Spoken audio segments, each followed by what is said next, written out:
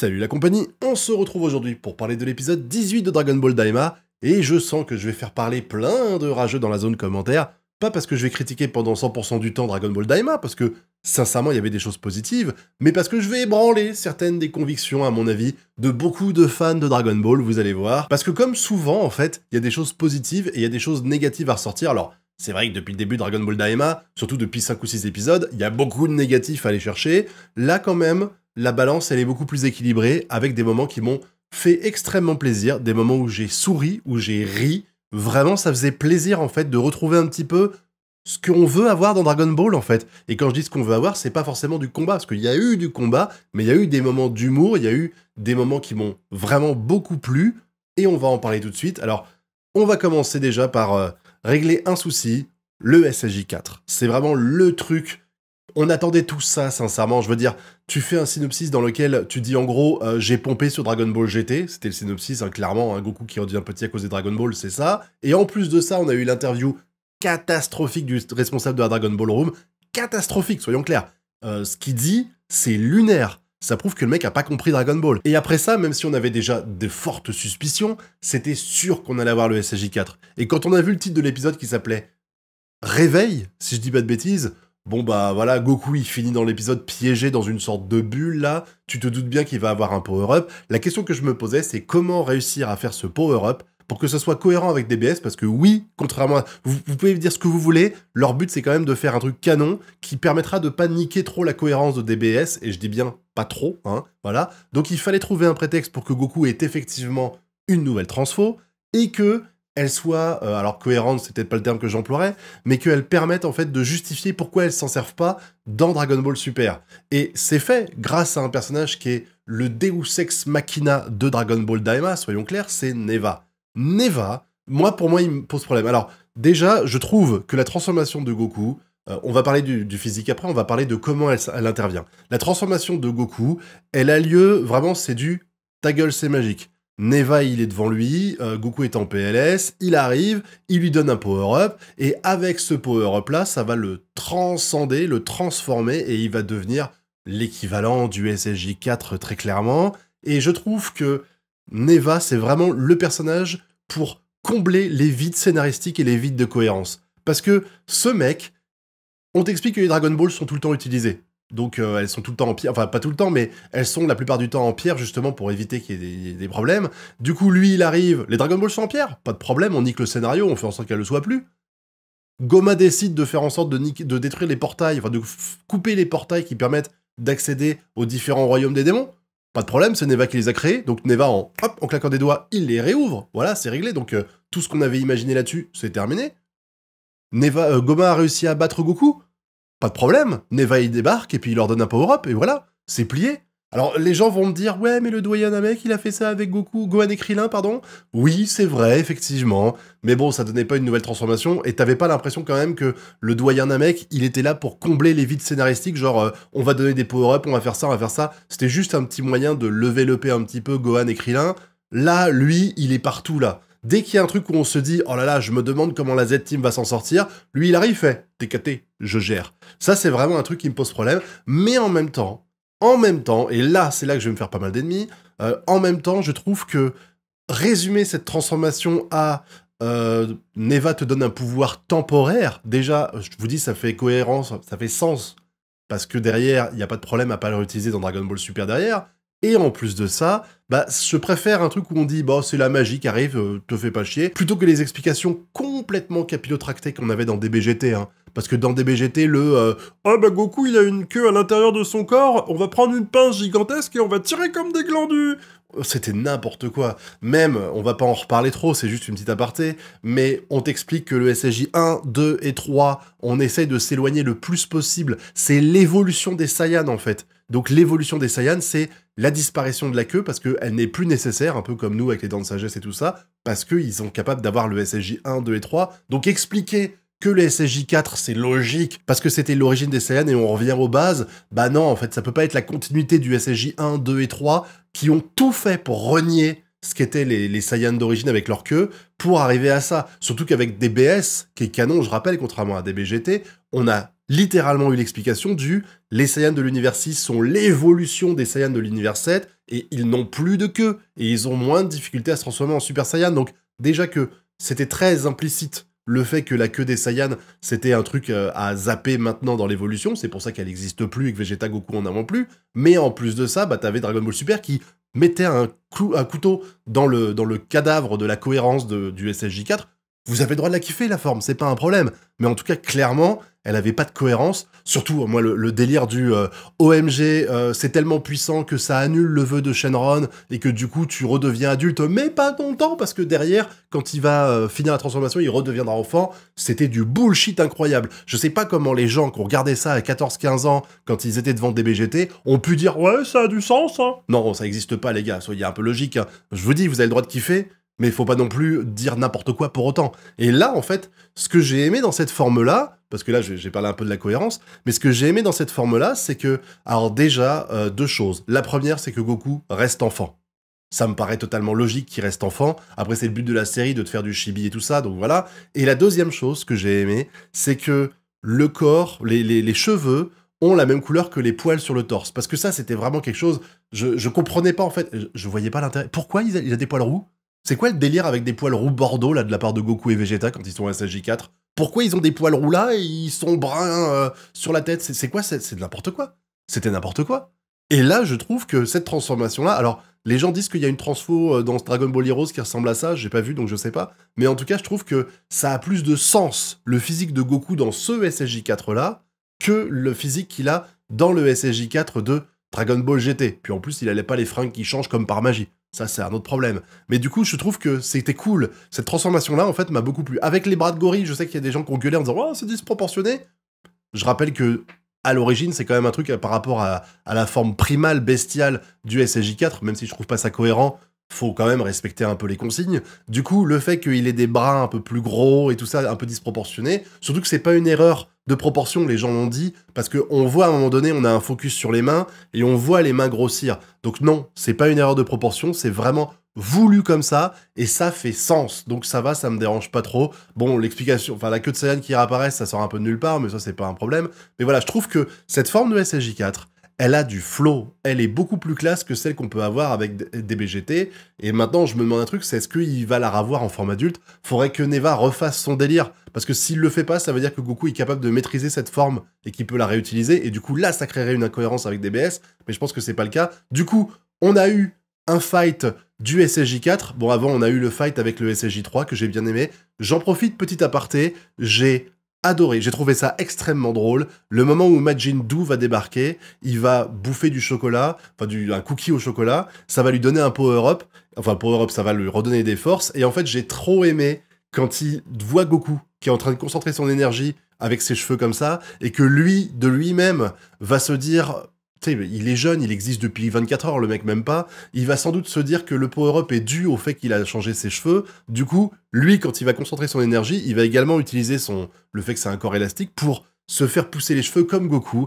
C'était drôle. Ça, c'est de l'humour que j'aime à la Dragon Ball. Là, il est là, l'humour que j'aime. Pas le truc appuyé dégueulasse où on t'explique que Goku va faire caca ou qu'il a pété dans l'avion. Ça, c'était marrant. C'était la petite touche d'humour qui colle bien à un moment de tension, qui permet de faire une blague vite fait, mais de pas s'attarder dessus. C'est ça le plus important, c'est de ne pas s'attarder dessus, de ne pas casser le rythme en faisant ça, et ça cassait pas le rythme, donc j'ai bien aimé. Et puis après, il y a ce combat en SSJ4, bon, qui était stylé. Je vous avouerai quand même que le combat avec le Tamagami 3 et Goku reste dans mon cœur, même Glorio, j'ai bien aimé le combat Glorio-Goku à l'époque, donc là, c'est vrai que ce combat-là, il était bien, j'ai bien aimé le moment où Majin Buu va participer avec Goku et tout ça, c'était stylé. Le Kamehameha qui fait à l'envers, genre Goku commence un Kamehameha, Goma va l'interrompre. Est-ce que ça arrivait souvent qu'un Kamehameha soit interrompu? Ça faisait plaisir. Bon, par contre, il est con parce que derrière, il refait le Kamehameha, il est à 2 mètres de lui, il pourrait l'interrompre en plein milieu de ses phrases, mais c'est un détail anecdotique. Du coup, le Kamehameha qu'il fait en se retournant à l'envers comme ça pour défoncer Goma, c'était classe. Vraiment, j'ai beaucoup aimé ça. Alors, si on peut faire un reproche quand même, on va en parler, hein, mais je pense qu'on fera une conclusion sur la chaîne principale de Dragon Ball Daima quand tout sera terminé. À quoi ça servait de faire venir Vegeta et Piccolo? Non mais sérieux. Parce que Piccolo, clairement, il a rien branlé depuis le début. Il est là, c'est genre, il serait pas là, ce serait la même chose, limite, quoi. Hein. Il fait un Makanko Sapo, histoire de dire, regardez, j'ai fait un Makanko Sapo, je suis là, je suis Piccolo. Mais en dehors de ça, il n'a servi à rien. Et Vegeta, mais... c'est ouf. Alors autant, des fois, je trouvais que dans Dragon Ball Super, il était moins bien traité que Goku, clairement. Mais ça n'empêche que je trouve que le personnage, il était quand même globalement bien mis en avant. Notamment avec l'arc de Moro et tout ça. Et puis même dans Dragon Ball Super, le combat, enfin le tour du pouvoir, il y avait des moments vraiment cool avec lui. Il sert à quoi, là? Parce que, à part te claquer le SSJ3 contre le Tamagami 2, ce qu'aurait fait Goku et il l'aurait gagné aussi, hein, donc il n'y a pas de problème, à quoi il a servi? Il a rien fait d'utile. Il a rien fait. Et là, quand tout le monde se bat, alors je rappelle déjà un truc qui m'a choqué un peu, c'est qu'on se rappelle que Vegeta, on avait fini l'épisode précédent avec Vegeta qui dit à Goku j'ai plus de force, donne-moi un insecte, et qui tombait dans les vapes. Il tombait dans les vapes. Et la seconde d'après, eh ben il est au KLM, bon il va pas bien, mais il est en forme, il est conscient, et puis il fait oh ça perlipopette, j'ai plus d'énergie. Y a pas un problème entre les deux? Et en plus de ça, quand tout le monde se dit ouais Goku il a repris des forces, on va y aller ensemble et tout, t'as Glorio qui y va, t'as Shin, t'as le Tamagami, t'as Dou je crois qu'il va aussi, enfin t'as globalement tous les membres qui sont là contre Goma qui interviennent, le seul qui vient pas c'est qui? Eh ben c'est Vegeta, parce qu'il a plus de force le pauvre choupi. Bah oui, il a claqué le SSJ1 pendant 20 secondes. Il en peut plus Vegeta. Il est là, tout le monde part et lui il trébuche et il fait j'ai mal, là, je me suis foulé la cheville. On aurait dit Hercule dans l'Arc-Ciel. Hercule dans l'Arc-Ciel quand il se bat pas contre Cell. C'était n'importe quoi. Vous avez pas trouvé irrespectueux ce qu'ils font du personnage de Vegeta depuis le début? À quoi ça servait de le faire venir? C'est comme Piccolo. Je ne comprends pas l'intérêt de faire participer ces personnages-là. C'était vraiment juste pour dire, regardez, on n'a pas mis que Goku, il y a Vegeta et Piccolo qui sont venus. Et puis il y a Bulma, hein, elle a donné une clé à outils. Hein. Oh là là, la clé à outils, heureusement qu'elle était là. Bref, cette première partie d'épisode, elle m'a plu. Même si là, je fais des critiques par rapport au scénario et tout ça, elle m'a plu. Parce que le SSJ4, il arrive de façon un peu ta gueule, c'est magique, mais il n'y a pas de problème d'incohérence dans les explications. Neva donne un power-up, même si c'est n'importe quoi qu'il en donne qu'il fasse des trucs comme ça à tour de bras pendant toute la saga. On est là, on dit ok. La transformation du Goku, elle est super classe. Moi, j'aime beaucoup. Le combat était bien animé, même si c'était pas le meilleur, je trouve, de Daima, il était très bien animé, il n'y a pas à dire là-dessus. Le petit moment d'humour avec Dou, voilà. La première partie de cet épisode-là, les mêmes, on peut dire, 75% de cet épisode-là m'ont globalement plu. Là-dessus, je le dis parce qu'il y a beaucoup de gens qui sont là à dire « Oh, Marco, il fait des vidéos pour cracher dessus. » Non, j'ai passé un bon moment devant le début. Surtout que j'avais pas vu de spoil, mais j'avais entendu les gens sur les réseaux sociaux, ou même en live quand on a commencé, avant de commencer l'épisode, qui m'ont dit « Oh, tu vas pleurer, tu vas souffrir, ça va être dégueulasse, tu vas voir, c'est le pire épisode et tout ça. » Je suis clairement pas d'accord. J'ai passé un très bon moment devant, et là, on va finir sur le petit truc où j'avoue que là-dessus, j'ai un peu du mal quand même. Enfin, pas que j'ai du mal, mais en fait, c'est juste que c'est très mal amené. C'est un peu comme si tu confiais une intrigue intéressante à quelqu'un qui ne sait pas du tout la gérer, et tu vois qu'ils sont incompétents pour ça.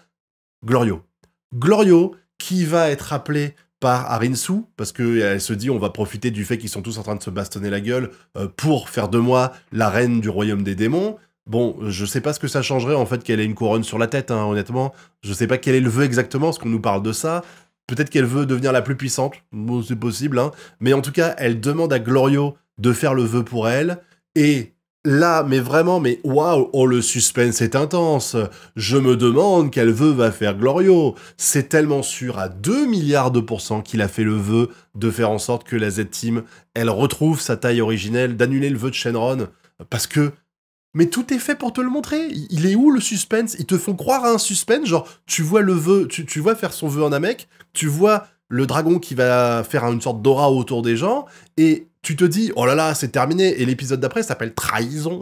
Trahison, les gars, c'est pas Vegeta qui va rejoindre le camp de Goma, hein, on sait bien, c'est Glorio qui vient de trahir Arinsu, c'est sûr à 2000%. Je me coupe une couille si c'est pas le cas, hein. Sincèrement, mais c'est sûr et certain, surtout que c'est la façon dont c'est montré. Je veux dire, Arinsu, elle demande à ce qu'il fasse le vœu, elle enchaîne. Lui, tu vois qu'il hésite, et en plus, tu as un flashback où il revoit tous les moments qu'il a vécu depuis, genre 2 jours, avec Goku et sa clique. Je veux dire, au cas où t'aurais un doute sur le fait qu'il va les protéger eux, il va les aider eux, t'as un flashback pour te montrer tous les bons moments qu'il vient de passer avec eux.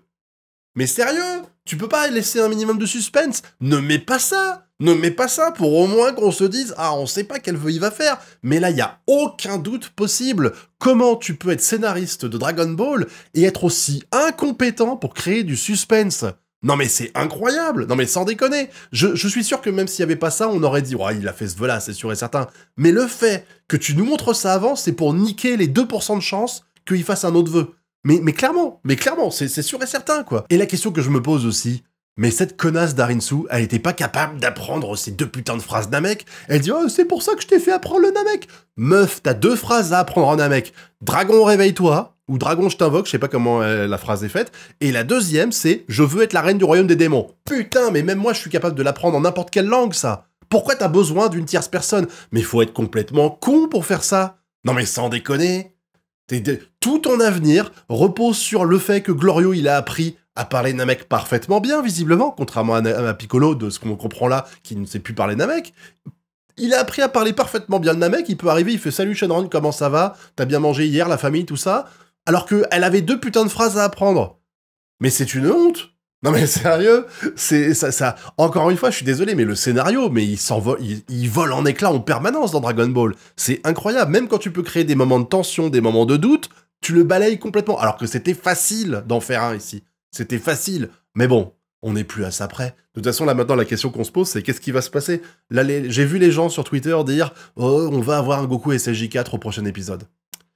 Je pense pas, parce que ça voudrait dire que Goku maîtriserait maintenant la transformation SSJ4, ce qui n'aurait pas de sens. Donc, ou alors, il dirait « Oh, il restait des relents du pouvoir de Neva en moi, donc j'ai claqué ça comme j'étais adulte et tout ça. » Mais il reste quand même 2-3 choses à faire. Il faut qu'ils arrivent à vaincre Goma, c'est important. Il faudrait quand même aussi justifier la présence de Piccolo et Vegeta à un moment donné, donc ce serait cool qu'ils participent. Et puis en plus, je rappelle qu'il y a toujours ces putains d'insectes là qui permettent de fusionner. S'ils t'ont mis ça pour au final ne pas avoir de fusion, j'en avais rien à foutre qu'il n'y ait pas de fusion. Mais le fait qu'ils t'aient teasé ça s'appelle le fusil de Chekhov. On te montre un truc, on te montre une scène, il faut qu'elle ait une importance dans la suite. Bon après, on a eu des scènes où on a un enfant géant qui bouffe qui bouffe son 4 heures, donc c'est clairement, on n'est pas à ça près dans les choses useless qui ont été montrées. Regardez la team de merde, le Ginyu de Wish, là, c'était de la merde et ça servait à rien. On est d'accord. Mais j'attends quand même qu'il y ait quelque chose avec ce fameux insecte ici. J'attends une intervention de Vegeta et de Piccolo à un moment donné qui pourront être utiles s'ils récupèrent leur forme adulte, ce qui me paraît évident. Donc on reste 2 épisodes, le 19 et le 20. T'as le 19 pour terminer ce combat, t'as le 20 derrière pour faire la conclusion du au revoir tout le monde, qui est-ce qui va montrer sur le trône des démons, etc. On verra bien. Mais en tout cas, cet épisode-là, si on le prend pour ce qu'il est, et au vu de ce qu'on a eu avant dans Dragon Ball Daima depuis 5 ou 6 épisodes, sincèrement, il était excellent. Il est moyen face à tout ce qu'on a pu voir dans la licence Dragon Ball depuis le début, et il y a des choses qui tiennent à peine debout, on est d'accord, mais ça n'empêche que on a été tellement déçus. Depuis janvier. Depuis janvier, ça fait 5 épisodes qu'on se mange, à part le dernier où franchement il y avait des choses beaucoup plus intéressantes, mais ça faisait 4 épisodes qu'on se mangeait de la merde, donc c'est vrai que avoir un épisode qui est déjà un peu moins dégueulasse que les autres, non, j'exagère. Enfin, pas moins dégueulasse, mais un épisode où vraiment je passe un bon moment devant. Hein. C'était déjà un peu le cas dans l'épisode précédent, même s'il y avait beaucoup de choses qui me dérangeaient. Là, il y a toujours des choses qui me dérangent, mais ça n'empêche que globalement, j'ai passé un bon moment devant l'épisode, avec une transformation qui m'a plu, qui m'a plus plu en tout cas que ce qu'elle était à l'origine dans DBGT, une animation de combat qui était sympa. J'arrive pas à comprendre les gens qui disent que c'est le meilleur combat animé de toute la licence Dragon Ball, faut arrêter de déconner à un moment donné. Hein. Je suis d'accord que la licence DBZ elle est vieille, mais t'as des films qui étaient incroyables en termes de chorégraphie, et même le début, le combat entre le Tamagami 3 et Goku, je vois pas comment tu peux pas le mettre en numéro 1 sur la liste des combats. Dites-moi pour vous quel est le meilleur combat dans Dragon Ball Daima, mais pour moi, Tamagami 3 Goku, ça reste le prime. Même si, encore une fois, celui-là est celui de l'épisode précédent, on a bien mangé quand même, hein, voilà. Donc je pense qu'avec ça, j'ai fait le tour de ce que j'avais à dire, il y a de tout. Il y a de tout, donc vous allez pouvoir gueuler sur moi, parce que je dis du mal de DBGT à un moment, parce que je dis du mal de Daima à un moment donné. Voilà, j'en ai donné pour tout le monde, comme ça vous pourrez m'insulter en commentaire, puisque visiblement, moi j'aime cracher sur Dragon Ball, et vous aimez cracher sur moi, faites-vous plaisir. Allez, je suis là, je suis votre réceptacle à crachat. Hein, voilà. N'hésitez pas à me donner votre avis, même s'il est positif, hein, vous avez le droit de ne pas avoir honte. Et puis surtout, il y a plein de choses que j'ai dit à propos de DBGT et tout ça, donc n'hésitez pas à me donner votre avis là-dessus, en bonne intelligence, encore une fois. Hein. On aime tous Dragon Ball, sinon on regarderait pas la série quand même, et on regarderait pas des reviews de trous du cul comme moi, qui parlent de Dragon Ball, même si on est déçu la plupart du temps. En tout cas, moi, je suis déçu la plupart du temps de Daima, mais ça n'empêche que, quand on a des trucs bien, il faut le dire, c'est important. Hein, faut pas être fermé et dire tout est de la merde, c'est pas le cas. dans Daima, tout n'est pas de la merde, et on en a eu la preuve, notamment avec cet épisode-là, et même avec l'épisode précédent, et à 2-3 moments ailleurs dans la saga. Donc il faut le dire, c'est important. Hein. Le monde n'est pas manichéen, le monde n'est pas tout blanc ou tout noir, il est entre les deux, et Dragon Ball Daima, même s'il penche quand même du côté médiocre, il y a quand même des choses intéressantes et positives à retenir, et quand on passe globalement 20 bonnes minutes devant un épisode comme c'était le cas samedi, eh ben il faut le dire, voilà. Quitte à me faire des ennemis, n'hésitez pas, hein, vas-y, fustigez-moi. Je vous remercie en tout cas d'avoir été jusqu'au bout de la vidéo. Mettez SSJ4 en commentaire, même si vous avez rien à dire, ça, je saurai que vous avez été au bout de la vidéo et ça m'aidera au référencement. Et puis vous connaissez la chanson, pouce bleu, abonnement et partage. Quant à nous, on se retrouve très bientôt pour de prochaines vidéos. Tchuss!